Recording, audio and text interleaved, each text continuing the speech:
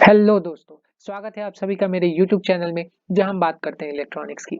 तो ये digital electronics का वीडियो है और इस वीडियो में हम बेसिकली बात करने वाले हैं डुअल ऑफ अ फंक्शन की। ये बहुत ही इंपॉर्टेंट टॉपिक हो जाता है और काफी कंफ्यूजिंग टॉपिक भी है।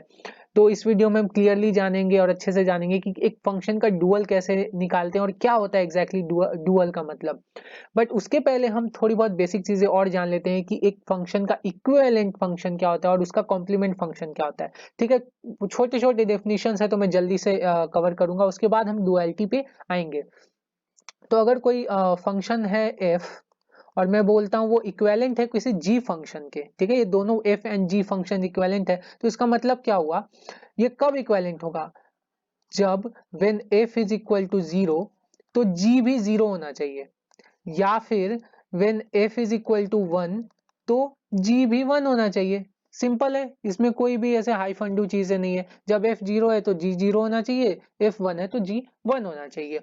सिमिलरली अगर कोई फंक्शन एफ है जिसको मैं बोलता हूँ वो जी का कॉम्प्लीमेंट है, ठीक है, तो इसका क्या मतलब है, ये कब होगा, जब एफ जीरो है तो जी वन होना चाहिए, या फिर जब एफ वन है तो जी जीरो होना चाहिए। सिंपल है। तो मैं बेसिक एग्जांपल लेता हूं कि कॉम्प्लीमेंट निकालते कैसे हैं। तो अगर सपोज एक एग्जांपल लिया कि एफ इज इक्वल टू ए लिया है, तो इसका कॉम्प्लीमेंट क्या हो जाएगा, ये हो जाएगा यहाँ पे इस एफ बार का कॉम्प्लीमेंट हो जाएगा, सॉरी एफ कॉम्प्लीमेंट मतलब एफ बार, ये हो जाएगा ए बार। सिंपल है। अब सपोज एफ लिया है ए बी, तो एफ बार क्या हो जाएगा, एफ बार हो जाएगा हमारे पास ए बी बार। अब ए बी बार ये मेरा लविंग फॉर्म नहीं है, जनरली जो भी हम फॉर्म बुलियन एक्सप्रेशन का लिखते हैं उसमें क्या होना चाहिए, सारे लिटरल्स अलग अलग होने चाहिए। ठीक है, यहाँ पे दो लिटरल्स ए एंड बी, दो लिटरल्स है वो एक साथ बार किए हुए हैं, तो ऐसा फॉर्म हमें नहीं चाहिए। हमें या तो ए चाहिए या ए बार चाहिए, या फिर या तो बी चाहिए या बी बार चाहिए। ए बी या ए बी बार या इस टाइप का एक साथ नहीं चाहिए, यहाँ पे दोनों पे लगा हुआ है बार। तो हम क्या करेंगे, इस बार को तोड़ेंगे। तो तोड़ने के लिए कौन सा लॉ है, डी मॉर्गन्स लॉ।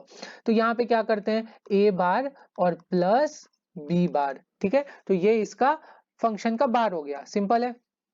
अब एक और ले लेते हैं, एक फंक्शन है मेरे पास A bar B plus A B bar. तो अब इसका बार निकालना है मुझे, तो कैसे निकालेंगे, A bar B plus A B bar का होल का बार। ठीक है, ये यहाँ पे बार है, ये यहाँ पे एक सिंगल बार है। ठीक है, तो अब अगेन डी मॉर्गन्स लॉ लगाते हैं, तो उसमें क्या आ जाएगा, ए बार बी का बार और ये डॉट हो जाएगा, प्लस का डॉट हो जाता है, और ये ए बी बार का बार। ओके, और यहाँ पे अगेन डी मॉर्गन्स लॉ लगाएंगे, इसको ब्रेक करेंगे, तो ये ए प्लस बी बार और dot A bar plus B. ठीक है, क्योंकि बी बार का बार अगेन बी हो जाएगा।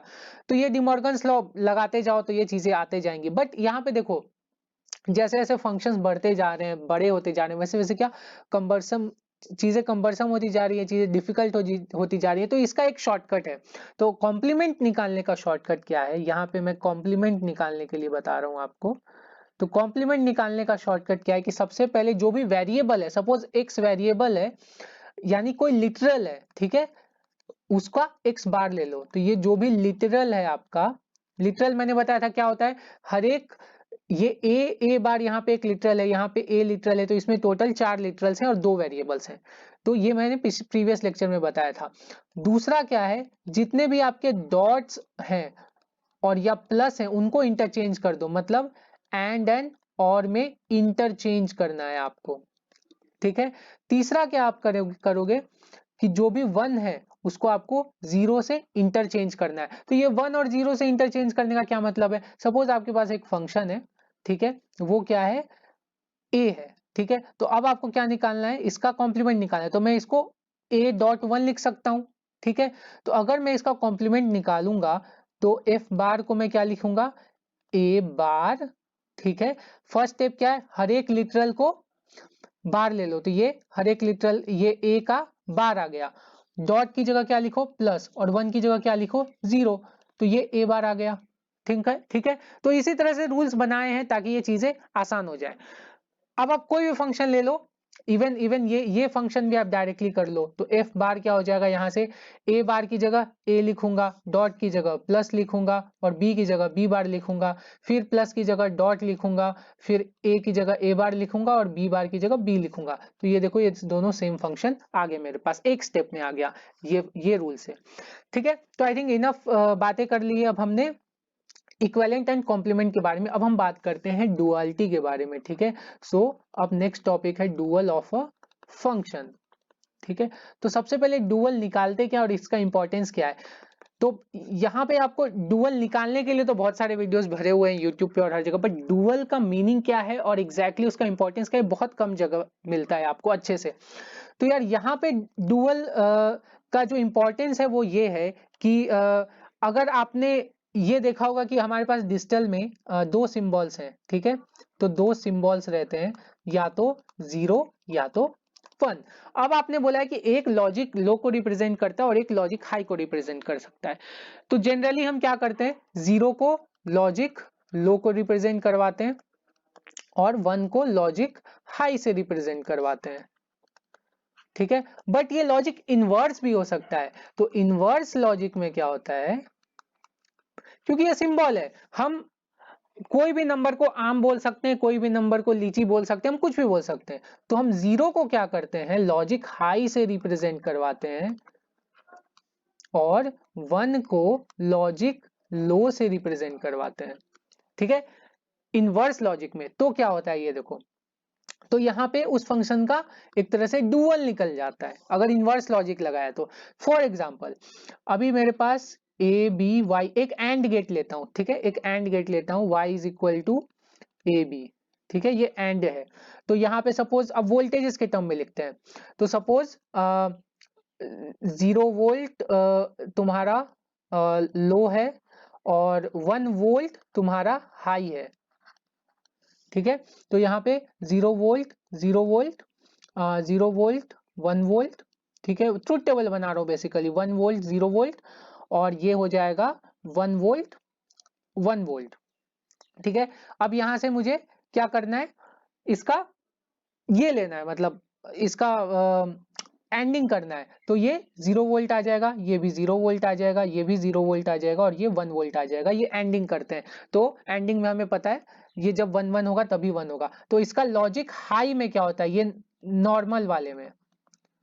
ठीक है, ये नॉर्मल वाले में अब कर रहा हूं, A B Y is equal to A B. तो ये 0 0 0 1 1 0 1 1 और ये क्या हो जाएगा 0 0 0 1। ठीक है, अब मैं क्या कर रहा हूं, इसका इनवर्स लॉजिक वाला ले रहा हूं। ठीक है, इनवर्स लॉजिक में क्या होगा, तो ए बी और ये Y, Y is equal to A B. अब देखो यहां पे क्या करूंगा मैं, 0 को क्या लिखूंगा, 0 को मैं लिखूंगा 1 वोल्ट। ठीक है, तो ये 1 वोल्ट 1 वोल्ट, ये यहाँ पे अगेन 1 वोल्ट 0 वोल्ट, ये यहाँ पे अगेन 0 वोल्ट 1 वोल्ट और ये 0 वोल्ट 0 वोल्ट। ये लॉजिक्स है ना, ये तो लॉजिक 1 है, तो लॉजिक 1 को मैं 0 वोल्ट 0 वोल्ट से डिनोट कर सकता हूं। अब देखो यहाँ पे क्या होगा, यहाँ पे देखो कि ये जो है, या फिर बेटर वे है, देखो इस एक तो ये वे है, या बेटर वे है मैं इस यहां से डायरेक्टली ट्रुथ टेबल बना लूं, तो आई थिंक वो सीन बेटर रहेगा, क्योंकि यहाँ पे मुझे एक स्टेप और लगेगा। तो बेटर वे ये है कि मैं डायरेक्ट इस वोल्टेज लेवल से एक ट्रुथ टेबल बना लूं। यहाँ पे उल्टा बनेगा लेकिन आपको समझ में आ जाएगा, तो वो करते हैं। तो 0 वोल्ट क्या हो जाएगा 1 1। ठीक है, 0 वोल्ट 1 वोल्ट हो जाएगा 1 0 1 0 क्या हो जाएगा 0 1 और ये 1 1 क्या हो जाएगा 0 0। ठीक है, ये वोल्टेजेस कॉरस्पॉन्डिंग लॉजिक लेवल्स। अब देखो यहाँ पे 0 0 0 1 है, तो यहाँ पे क्या आ जाएगा 0 वोल्ट्स है, ये एक्चुअली वोल्ट्स हैं, तो ये 1 1 1 0 इस तरह से हमने डिफाइन किया है। ठीक है, तो अब देखो ये कौन सा गेट हो जाएगा। अब अगर आपको ट्रुथ टेबल मतलब डायरेक्टली याद है गेट्स का, तो आप डायरेक्टली लिख सकते हो, अदरवाइज आप एसओपी फॉर्म में भी लिख सकते हो। तो y इज इक्वल टू क्या हो जाएगा, एसओपी फॉर्म क्या है कि सम ऑफ मीन टर्म्स, और मीन टर्म्स क्या होते हैं, for which output is equal to 1। तो ये 3 टर्म्स में लिखूंगा, तो यहाँ पे क्या आ जाएगा A B plus A B bar plus A bar B. ठीक है, तो ये लिखूंगा मैं। अब ये कैसे हो जाएगा, यहां से ए कॉमन लूंगा तो ए प्लस ए बार बी, क्योंकि ये b plus B bar B तो चला जाएगा। बुलियन एक्सप्रेशंस याद है ना, वो सारे लॉज वो याद रखना। अब a plus A bar B हमें पता क्या हो जाएगा, a प्लस बी। ये बुलियन एक्सप्रेशन में ये सभी फॉर्म्स दिए हुए हैं, तो आप वो रिवाइज कर लेना। तो ये a प्लस बी आ गया। तो यहां से डायरेक्टली भी हमें पता है कि ये एक एंड गेट का ट्रुथ टेबल होता है। सॉरी, एंड गेट नहीं, और गेट का ट्रुथ टेबल होता है। तो ये और गेट का एक ट्रुथ टेबल होता है। तो मतलब अगर हमने एक एंड गेट लिया, उसका लॉजिक लिखा और उसको इनवर्स लॉजिक में रिप्रेजेंट किया, तो वो एंड का क्या हो जाता है, और। तो डुअल फंक्शन मतलब क्या है कि एक उसी फंक्शन को हम जब इनवर्स लॉजिक में लिखते हैं तो क्या निकल के आता है। ठीक है, मतलब 0 को लॉजिक हाई बोला और 1 को लॉजिक लो बोला, उस समय क्या निकल के आता है, तो उस समय क्या निकल के आता है कि एंड का और हो जाता है। ओके, तो मतलब जहां जहां डॉट्स हैं वहां वहां हमको क्या करना पड़ेगा, प्लस एंड वाइस वर्सा। और क्या करना पड़ेगा, 0 को 1 से इंटरचेंज करना पड़ेगा। ठीक है, तो अगर कोई भी फंक्शन का डुअल फंक्शन निकालना है तो ये 2 स्टेप्स हमें करने पड़ेंगे। ठीक है, सिंपल है। तो अब बताओ, एक फंक्शन f है और उस फंक्शन का डुअल निकालूंगा, एफ डी सपोज, या एफ ऊपर में भी डी बहुत जगह लिखते हैं, ये भी रिप्रेजेंटेशन है। तो हमें क्या आएगा, ए ही आएगा। ठीक है, क्योंकि ये क्या है, ए डॉट वन। अब मुझे क्या लिखना पड़ेगा, ए प्लस 0, ये ना, यहाँ पे बार वगैरह कुछ नहीं लेना है। तो एक फंक्शन का, सिंगल वेरिएबल फंक्शन का डुअल फंक्शन वो खुद ही होता है। ठीक है, इसको बोलते हैं सेल्फ डुअलिटी। मतलब ऐसा फंक्शन जिसका डुअल हो तो खुद ही आ जाए, तो सेल्फ डुअलिटी होता है। बट इसके बारे में हम अच्छे से बात करेंगे नेक्स्ट वीडियो में, और अच्छे से बात करेंगे। अब एक दूसरा फंक्शन लो, f is equal to A B, इसका इसका डुअल लो तो f ऑफ d क्या हो जाएगा, a प्लस बी, ये तो हमने देखा ही। तीसरा लो, f is equal to A bar b plus A B bar, तो इसका डुअल लो तो इसका डुअल क्या हो जाएगा, यहाँ पे a बार प्लस बी, जहां जहां डॉट है वहां वहां प्लस, और a प्लस बी बार। ठीक है, अब इसको थोड़ा सा सॉल्व कर लेते हैं। तो इसको सॉल्व करेंगे तो क्या आएगा, ये a बार a 0 हो जाएगा, तो ये हो जाएगा a bar b bar plus A B. ठीक है, अब देखो, ये एक फंक्शन है, इसका डुअल हमने लिया, तो अब आपको याद है ये क्या है, एक्सऑर गेट है, अगर आपको याद होगा तो। और ये क्या है, ये एक्सनॉर गेट है। ठीक है, अब आपको कॉम्प्लीमेंट वाला भी दिखाता हूं। कॉम्प्लीमेंट में देखो क्या किया था मैंने, ये एक एक्सऑर गेट है। ठीक है, इसका मैंने कॉम्प्लीमेंट लिया तो क्या आया, तो अगेन सेम फंक्शन आया था। इसको मैं और सॉल्व कर देता हूं, तो a और a बार क्या हो जाएगा 0, तो ये A B plus A bar B bar. ठीक है, तो ये भी क्या है, एक्सनॉर गेट है। फर्स्ट लेक्चर याद करो आप, फर्स्ट सेकेंड लेक्चर यहाँ पे लिंक दे दूंगा गेट्स के, इसमें ये एक्सनॉर गेट है। तो मतलब यहाँ पे क्या हुआ कि ये जो ऐसा फंक्शन है ना जिसका डुअल और जिसका कॉम्प्लीमेंट सेम ही है, तो ऐसे भी फंक्शंस होते हैं जिसका डुअल और कॉम्प्लीमेंट सेम ही आते हैं। तो एक्सऑर का अगर आप डुअल लो तो एक्सनॉर आएगा, ये 2 वेरिएबल के लिए। ठीक है, ये सिर्फ 2 वेरिएबल के लिए बता रहा हूं। और एक्सऑर का अगर आप कॉम्प्लीमेंट लो तो भी एक्सनॉर ही आएगा। ठीक है, तो ये हो गई डुअल की कहानी।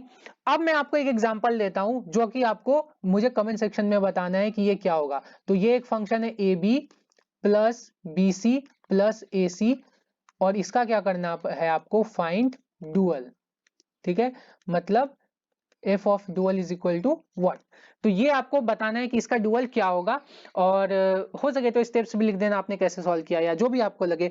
ठीक है, तो ये वीडियो आई होप सो आपको अच्छा लगा होगा, और अच्छा लगा है तो प्लीज मेरे चैनल को सब्सक्राइब कीजिए और ये वीडियो लाइक कीजिए, और कमेंट सेक्शन में बताइए कि इसका क्या जवाब आएगा। तब तक के लिए मिलते हैं नेक्स्ट वीडियो में और भी डिजिटल इलेक्ट्रॉनिक्स के टॉपिक्स के साथ। Have a nice day, take care, bye bye.